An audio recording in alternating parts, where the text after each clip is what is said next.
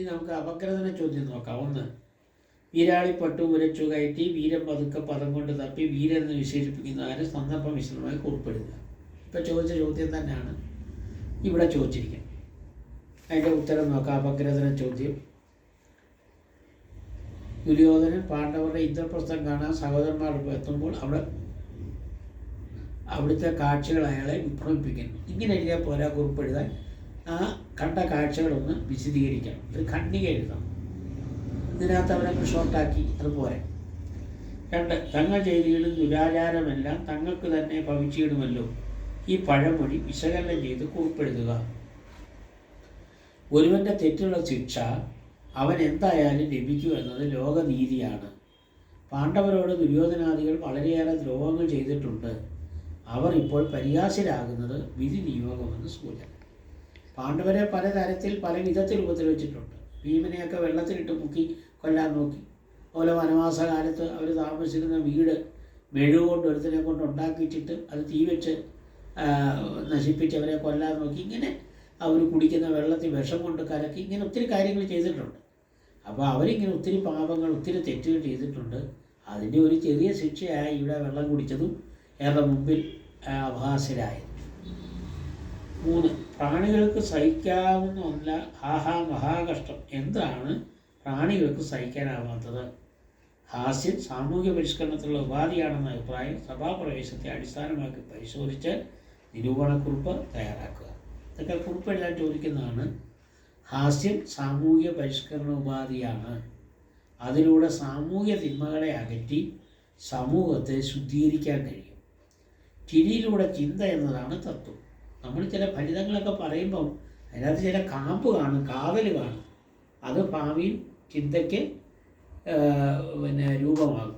ഇപ്പം തന്നെ കുഞ്ചൻ നമ്പ്യാരുടെ ഓരോ കാര്യങ്ങളൊന്ന് ആലോചിച്ച്, ഞാൻ കുളത്തിൽ കിടന്ന് 2 ഉണ്ണായി വാര്യരും കുഞ്ചൻ നമ്പ്യാരുടെ പറഞ്ഞത് കാതിലോല നല്ലതാടി.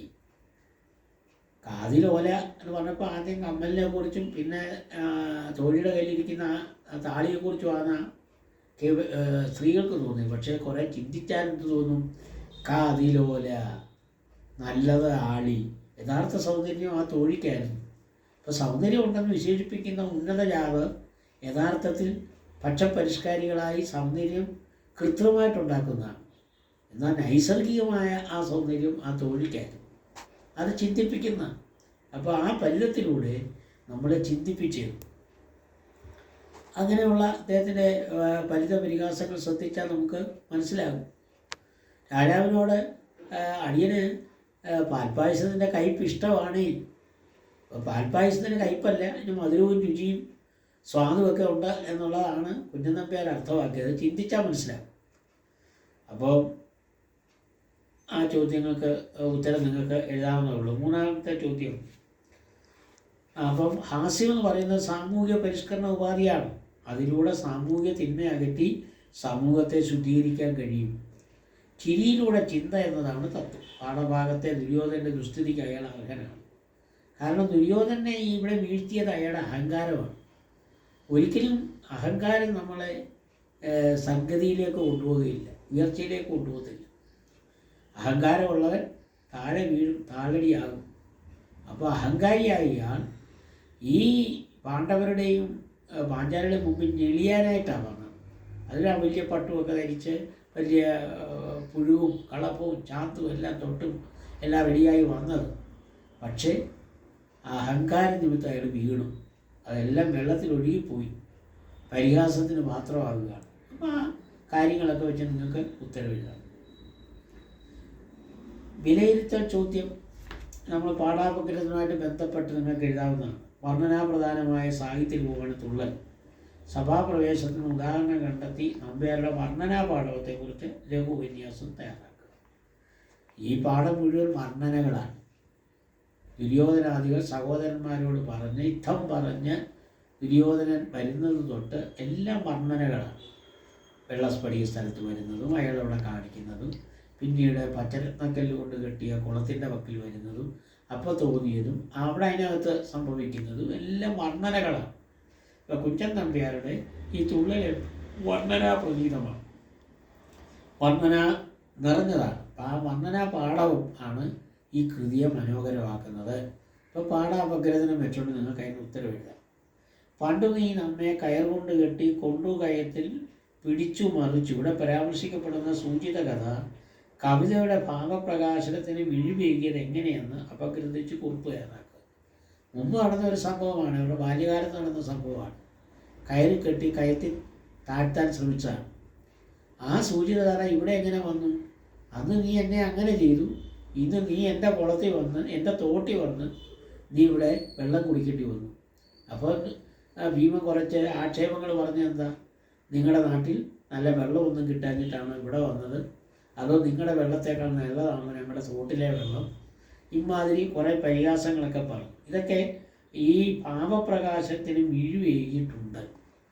അപ്പം പഴയ സംഭവം ഒന്ന് സൂചിപ്പിച്ചു, തങ്ങളെ ഇങ്ങനെ അബദ്ധത്തിൽ ചാടിച്ചവനാണവൻ, അപ്പോൾ ഇവനെ ഈ വീഴ്ച സംഭവിക്കണം എന്ന് പറയുമ്പോൾ ആ ഭാവപ്രകാശം വളരെ മനോഹരമായിട്ടുണ്ട്. അടുത്തത്, പടജനങ്ങളുടെ നടുവിലുള്ളൊരു പടയണിക്കുക ചേരുവാൻ മടുവി എന്നൊരു ചാരുകേരള ഭാഷ തന്നെ ചിതം വരും. മേൽച്ചൊന്ന കാവ്യ ഭാഷാ സങ്കല്പം സാക്ഷാത്കരിക്കാൻ സഭാപ്രവേശം ഉതകുന്നുണ്ടോ? നിങ്ങളുടെ അഭിപ്രായം ലഘു ഉപന്യാസമായി രേഖപ്പെടുത്തുക. അതായത് ഈ പടജനങ്ങളുടെ നടുവിലുള്ളൊരു പടയണിക്കുക ചേരുവാൻ. കുഞ്ചൻനമ്പ്യാരൊക്കെ ഇത് എഴുതിയത് പടജനങ്ങൾക്ക് വേണ്ടിയൂടെ. കാരണം അന്ന് ജീവൻ പോലും ബലിയർപ്പിക്കാൻ കുറേ ആൾക്കാരുണ്ടായിരുന്നു, പടയാളികൾ. ആർക്ക് വേണ്ടി? രാജാവിന് വേണ്ടി. ഈ കുരുക്ഷേത്ര യുദ്ധം തന്നെ നമ്മളൊന്ന് ചിന്തിച്ച് നോക്കി, എത്രായിരം സാധാരണ ജനങ്ങളാണ് മരിച്ചത്, പടയാളികൾ. അവിടെ മരിക്കാതിരുന്നത് പാണ്ഡവർ മാത്രമേ ഉള്ളൂ, പിന്നെ ചിരഞ്ജീവികളായി 1-2-3 പേരേ ഉള്ളൂ. പക്ഷേ ബാക്കിയുള്ളവരെല്ലാം മരിച്ചു. ആ കുടുംബത്തിനാണ് പോയത്, പടയാളികൾക്കാണ് പോയത്. സത്യത്തിൽ അവരുടെ ജീവിതം വളരെ നഷ്ടപ്പെട്ടു പോകും. ഇവർക്ക് ജീവിതത്തിൽ ഒരു സന്തോഷമേ ഇല്ല യഥാർത്ഥത്തിൽ. എപ്പോഴും ഇങ്ങനെ യുദ്ധം, അത് പരിശീലനം, ഇതാണ് ഭയമാണ് എപ്പോഴും മനസ്സിൽ. ഇവർ കൂടുമ്പോൾ അവർക്കൊരു സന്തോഷം തോന്നത്തക്ക വിധത്തിൽ ഒരു തുള്ളലൊക്കെ അവതരിപ്പിച്ചാൽ കുറേ നേരത്തേക്കെങ്കിലും അവരാ ദുഃഖവും മനപ്രയാസങ്ങളും ഒക്കെ മറക്കും. അതിനു വേണ്ടിയാണ് അദ്ദേഹം ഇങ്ങനൊരു തുള്ളൽ എഴുതിയത്. അതവർക്ക് മനസ്സിലാകണമെങ്കിൽ വലിയ കടുത്ത ഭാഷയിൽ എഴുതി അവർക്കൊന്നും പിടികിട്ടത്തില്ല. അതിന് അദ്ദേഹം എന്ത് ചെയ്തു? വടുവി എന്നൊരു ചാരു കേരള ഭാഷ, മനോഹരമായ കേരളത്തിലെ ഗ്രാമങ്ങളിൽ പറയുന്ന ഭാഷ അദ്ദേഹം ഉപയോഗിച്ചത്. അവസാനം മാത്രമേ ഉള്ളൂ 1-2 കട്ടിപ്പദങ്ങൾ വന്നത്. ബാക്കിയെല്ലാം നമുക്ക് തോടും കൈകൊട്ടി ചിരിച്ചതും കരച്ചതും പതച്ചതും നീന്തിയതും തുടിച്ചതും ഒക്കെ നമുക്ക് കാണാൻ പറ്റുന്നു. ഇതെല്ലാവർക്കും മനസ്സിലാകുന്ന ഭാഷയാണ്. അപ്പോൾ അതാണ് അന്നത്തെ നമ്മുടെ മലയാള ഭാഷയുടെ ഭംഗി. അതാണ് അദ്ദേഹം പറഞ്ഞത്, ചാരു കേരള ഭാഷ തന്നെ അതിനുചിതമാകും എന്നുള്ള മേൽച്ചൊന്ന കാവ്യസങ്കല്പമാണ് കുഞ്ചൻ നമ്പ്യാരുടേത്.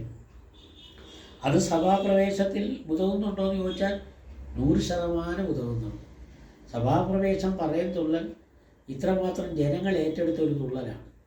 അത് ജനങ്ങൾ ഏറ്റെടുക്കാൻ കാരണം പ്രധാനമായ ഒരു കാര്യം അതിലെ ഭാഷയാണ്. വർണ്ണനയും പരിഹാസവും ഫലിതവും ഒക്കെ അതിൻ്റെ പിന്നാലെ ഉണ്ട്. പക്ഷേ ഏത് സാധാരണക്കാരനും മനസ്സിലാകുന്ന ഭാഷയാണ്. ഒരു പക്ഷേ തുള്ളൽ കാണാതെ തന്നെ ഇതൊന്ന് വായിച്ചു വേണമെങ്കിൽ നമുക്ക് രസിക്കാം. എന്തുകൊണ്ടാണ് രസിക്കാൻ പറ്റുന്നത്? അതിലെ ഭാഷയാണ്. താളത്തിൽ നിങ്ങൾ പലതവണ ഇതൊന്ന് വായിക്കണം. വായിച്ചു കഴിയുമ്പോൾ നിങ്ങൾ തന്നെ രസിക്കും. ആ ദുര്യോധൻ്റെ വീഴ്ചയും അയാൾ ആ വെള്ളം കുടിച്ച് പള്ള വീർപ്പിച്ച് പള്ളത്തിൽ പോലെ കിടക്കുന്നതൊക്കെ ആര് മനസ്സിലൊന്ന് കണ്ടു നോക്കുകയും നമ്മൾ ചിരിച്ചു ഇല്ലേ? എത്ര വലിയ കേമനായിട്ട് വന്നവനാണ്. അത് ഒരുത്തരാണോ? 99 എണ്ണം അതേമാതിരി കിടക്കുക. അപ്പോൾ അത് ഇങ്ങനെ ഇല്ല മീറ്റത്ത് വലന്ന് കിടക്കുന്ന പോലെ ആ കരയിൽ വന്ന് ഇങ്ങനെ കിടക്കുക, അവർ നോക്കി ചിരിക്കുക. അപ്പോൾ ആ രംഗമൊക്കെ നമ്മുടെ മനസ്സിൽ നമ്മൾ ആലോചിച്ചാൽ ആ ഭാഷ കൊണ്ടാണ് അതത്ര മനോഹരമാകുന്നത്. അപ്പോൾ വിലയിരുത്തൽ ചോദ്യത്തിന് ഉത്തരവും നിങ്ങൾക്ക് ഭംഗിയായിട്ട് എഴുതാവുന്നതാണ്. നിങ്ങൾ എവിടെയെങ്കിലും നിങ്ങൾക്ക് സഭാപ്രവേശം തുള്ളൽ നിങ്ങൾക്ക് ഗൂഗിളിലൊക്കെ ചിലപ്പോൾ ഒന്ന് പരിശോധിച്ച് നോക്കിയാൽ കാണാൻ പറ്റും. ചിലപ്പോഴൊക്കെ നമ്മുടെ ദൂരദർശനിലുമൊക്കെ ഇങ്ങനെയുള്ള തുള്ളലൊക്കെ അവതരിപ്പിക്കും. അപ്പോൾ സഭാപ്രവേശം തുള്ളൽ വരുമ്പോൾ നിങ്ങൾ കാണാൻ ശ്രദ്ധിക്കണം, സമയം കണ്ടെത്തണം. അപ്പോൾ എവിടെയെങ്കിലും നിങ്ങൾ നോക്കിയാൽ നിങ്ങൾക്ക് ആ സഭാപ്രവേശം തുള്ളൽ കിട്ടും. അപ്പോൾ അത് നിങ്ങളൊന്ന് കാണുക, ഈ ഭാഗം പ്രത്യേകം ശ്രദ്ധിക്കുക, നിങ്ങൾക്കത് മനസ്സിലാകും അതിൻ്റെ ഭംഗി. അത് നിങ്ങൾ നന്നായിട്ട് പഠിക്കുക.